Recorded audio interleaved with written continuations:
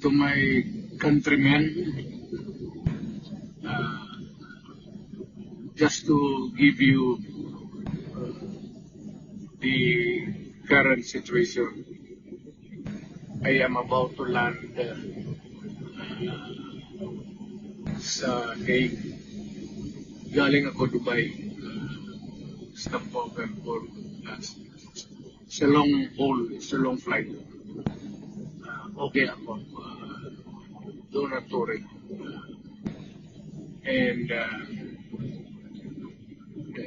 I think this is something to do with the law and order noon.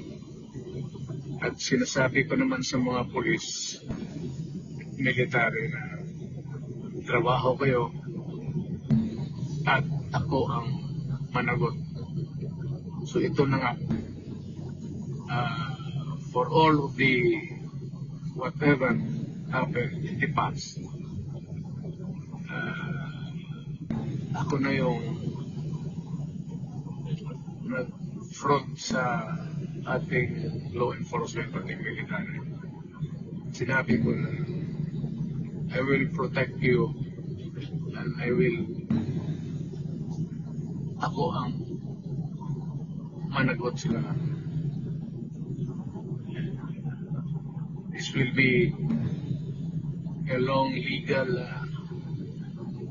proceedings, but I say to you, I will continue to serve my country, and so be it. Ganun na. Destiny ko. Salamat.